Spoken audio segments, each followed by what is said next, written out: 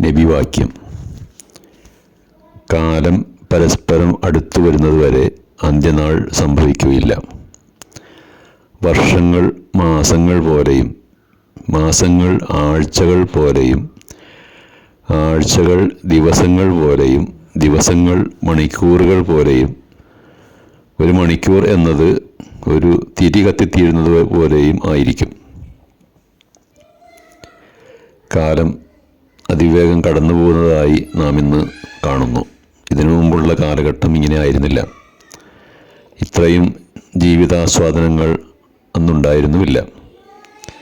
നഷ്ടപ്പെട്ടാൽ തിരിച്ചു പിടിക്കാൻ കഴിയാത്ത അമൂല്യ അനുഗ്രഹമാണ് സമയമെന്ന കാര്യം നാം വിസ്മരിക്കരുത്. ഒരു ദിവസം കഴിഞ്ഞു പോയാൽ ആ ദിവസത്തിൽ എനിക്കിനി നന്മകൾ ചെയ്യാൻ കഴിയില്ലല്ലോ എന്ന സങ്കടമായിരുന്നു മുൻഗാമികൾക്കുണ്ടായിരുന്നത്. സമയത്തെ ഇഹപര നന്മകൾക്കായി പ്രയോജനപ്പെടുത്താതെ അത് പാഴാക്കിയാൽ പിന്നീട് ഖേദിക്കേണ്ടി വരും, പ്രത്യേകിച്ച് പരലോക വിഷയത്തിൻ്റെ കാര്യത്തിൽ. ആധുനിക സമൂഹം സമയത്തിൻ്റെ സിംഹഭാഗവും ചിലവഴിക്കുന്നത് വില കുറഞ്ഞ വിനോദങ്ങൾക്കും പ്രയോജനരഹിതമായ കാര്യങ്ങൾക്കുമാണ്.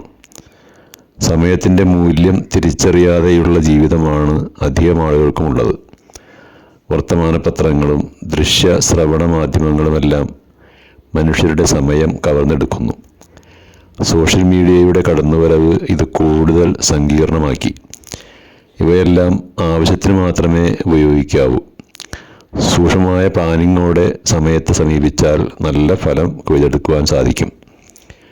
ആരാണ് ബുദ്ധിമാൻ എന്ന ചോദ്യത്തിന് നബി തിരുമേനി നൽകിയ മറുപടി, മനസ്സിനെ വിചാരണ ചെയ്യുന്നവനും മരണാനന്തര ജീവിതത്തിനായി സൽക്കർമ്മങ്ങൾ അനുഷ്ഠിക്കുന്നവനുമാണ് എന്നായിരുന്നു.